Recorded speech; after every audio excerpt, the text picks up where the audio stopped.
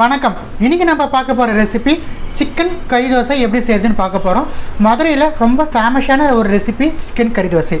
Chicken கறி தோசை செய்ய தேவையான பொருட்கள் நான் வந்து இன்றைக்கி ஒரு 400 கிராம்ஸ் போல் சிக்கன் கீமா எடுத்திருக்கேன்.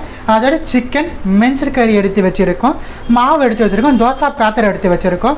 நல்லா ஒரு பெரிய சைஸ் வெங்காயத்தை ஃபைனாக சாப் பண்ணி எடுத்திருக்கேன். பெரிய சைஸ் தக்காளி பழத்தை ஃபைனாக சாப் பண்ணி எடுத்து வச்சுருக்கேன். கருவேப்பிலை, கொத்தமல்லி தேவைக்கேற்ப, உப்பு தேவைக்கேற்ப, முட்டைகள் தேவைக்கேற்ப, எத்தனை தோசை போட போகிறோமோ அத்தனை தோசைக்கேற்ப முட்டை யூஸ் பண்ணிக்க போகிறோம். எண்ணெய் தேவைக்கேற்ப, தண்ணி தேவைக்கேற்ப, ஸ்பைசஸ் மசாலா எடுத்திருக்கேன், டர்மரிக் பவுடர் எடுத்திருக்கேன், ரெட் சில்லி பவுடர் எடுத்திருக்கேன், கறி மசாலா எடுத்திருக்கேன், மிளகுத்தூள் எடுத்திருக்கேன், இஞ்சி பூண்டு விழுது 1.5 டீஸ்பூன் எடுத்திருக்கேன். இந்த இன்க்ரீடியன்ஸை வச்சுட்டு கலக்கலான மதுரை ஸ்பெஷல் சிக்கன் கறி தோசை எப்படி செய்யுதுன்னு பார்க்க போகிறோம். வாங்க. ஸோ பாருங்கள், இந்த பக்கம் கறி தோசைக்கு வந்து ஃபஸ்ட்டு நம்ம கீமா வந்து கிரேவி பண்ண போகிறோம். அதுக்காக வந்து ஒரு அகலமான பாத்திரத்தில் கொஞ்சமாக எண்ணெய் ஊற்றி வச்சுருக்கேன். எண்ணெய் சூடு ஏறிடுச்சு. இப்போ நம்ம எடுத்து வச்ச வெங்காயத்தை ஆட் பண்ணிக்கலாம்.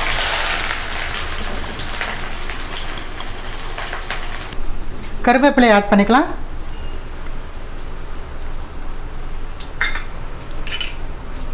கருவேப்பிலை ஆட் பண்ணிவிட்டு நல்லா கலந்து விட்டுட்டு இப்போ நம்ம எடுத்து வச்ச இந்த இஞ்சி பூண்டு விழுது ஆட் பண்ணிக்கலாம். இஞ்சி பூண்டு விழுது சேர்த்து பச்சை மணம் நம்மளுக்கு மாறிடுச்சு. ஹை ஃப்ளேமில் தான் வச்சுருக்கேன், லோ ஃப்ளேம் தேவையில்லை. இந்த ரெசிபி ஹை ஃப்ளேம்லேயே செஞ்சால் நம்மளுக்கு சட்டுன்னு முடிஞ்சிடும். ஸோ பாருங்கள், வெங்காயமும் வந்து நல்லா வதங்கி வந்துடுச்சு. இப்போ நம்ம நறுக்கி எடுத்து வச்சுருக்க தக்காளி பழத்தை ஆட் பண்ணிடலாம். தக்காளியை சேர்த்துட்டு நல்லா கலந்து விட்டுடலாம். வெங்காயம் தக்காளி நல்லா வதங்கிடுச்சு. இஞ்சி பூண்டு விழுதும் கம்ப்ளீட்டாக நம்மளுக்கு ரா ஸ்மெல் போயிடுச்சு. இப்போ நம்ம எடுத்து வச்ச கீமாஸ் வந்து ஆட் பண்ணிடலாம். கீமா ஆட் பண்ணிவிட்டு ஹை ஃப்ளேமில் தான் வச்சுருக்கேன். நல்லா கலந்து விட்டுடலாம். எண்ணெயிலே வந்து கீமா வந்து நல்லா நம்மளுக்கு ஒரு 20% போல் குக் ஆகணும். இப்போ நம்ம மசாலாஸை 1 by 1 ஆட் பண்ணலாம். மசாலா ஆட் பண்ணும்போது மொத்தம் லோ ஃப்ளேமில் வச்சுக்கோங்க. மஞ்சள் தூள், ஸ்பைசஸ் மசாலா, கறி masala, red chilli powder, pepper powder. சிக்கனுங்கிறதுனால வெஞ்சினா நான் பெப்பர் பவுடர் ஆட் பண்ணேன். இதை சேர்த்துட்டு நம்ம நல்லா கலந்து விட்டுக்கலாம். இப்போ நம்ம தேவைக்கேற்ப சால்ட் ஆட் பண்ணிக்கலாம். Required amount of salt add பண்ணிவிட்டு நல்லா கலந்து விட்டுடலாம். இப்போ பார்த்தீங்கன்னா தெரியும், சிக்கன் வந்து நம்மளுக்கு 20% போல் குக் ஆகிடுச்சு. எண்ணெயில் நல்லா 20% போல் குக் ஆகிடுச்சு. ஸோ கொஞ்சமாக நம்ம தண்ணி வந்து ஸ்ப்ரிங்கிள் பண்ணி விடுறோம்.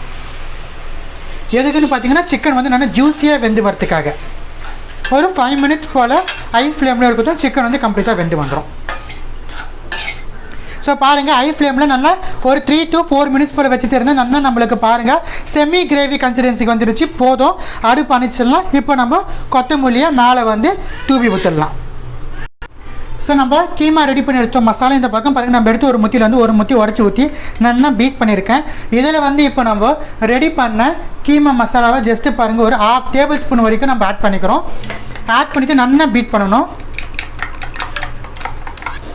பாருங்கள், நல்லா பீட் பண்ணிவிட்டேன். மசாலா வந்து ஃபுல்லாகவே முத்திக்கு இறங்கிடுச்சு.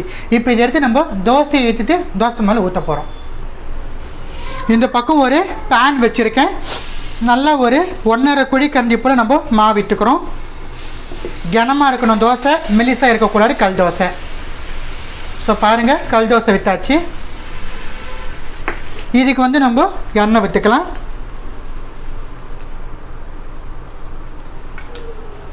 ஒரு 30 செகண்ட்ஸ் போல் ஆகட்டும். தோசை விற்று 30 செகண்ட் போல் ஆகிடுச்சு.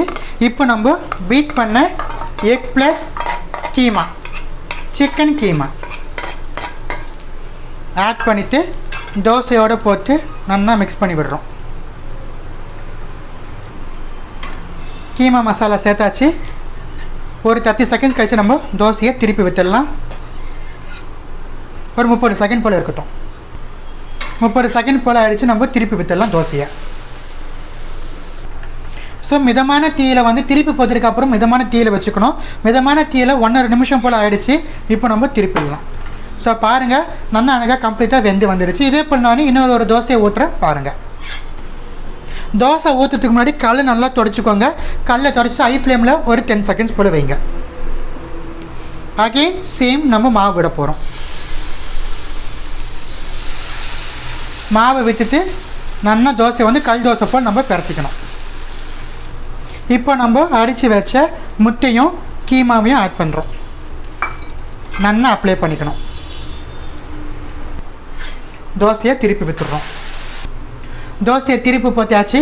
பாருங்கள், மிதமான தீயில் 1.5 நிமிஷம் போல் வந்துட்டு நம்ம எடுத்துடலாம். 1.5 நிமிஷம் போல் ஆகிடுச்சு. தோசையை நம்ம அழகாக எடுத்துடலாம். ஸோ பாருங்கள், கலக்கெல்லாம் வெந்துடுச்சு. சுவையான சிக்கன் கறி தோசை ரெடி. நம்ம இப்போ சூடாக சர்வ் பண்ணலாம். ரொம்ப கலக்கலான சிக்கன் கறி தோசை மதுரை ஸ்டைலில் எப்படி செய்துன்னு உங்களுக்காக வேண்டி செஞ்சு காமிச்சேன். இதுக்கு பாருங்கள், நான் வந்து கலக்கலாம் இன்றைக்கி மட்டன் கிரேவி எடுத்திருக்கேன் கறி தோசையை சாப்பிட்றதுக்கு. உங்களுக்கு வேணால் நீங்கள் சால்னா கூட யூஸ் பண்ணிக்கலாம். ரொம்ப அமக்கலமாக இருக்கும் சாப்பிட்றதுக்கு. டேஸ்ட் வந்து அப்படியே அள்ளித்து போகும் நம்மளுக்கு. நாக்கில் இப்போ சொல்லும் போது எனக்கு எச்சி விடுது. நான் இப்போ சத்தின் வீடியோ முடிச்சு நான் சாப்பிட போகிறேன். வேறு ஏதாச்சும் ரெசிபிஸ் வேணும்னு கேளுங்க, உங்களுக்காக வந்து செஞ்சு காப்புறேன். நன்றி, வணக்கம்.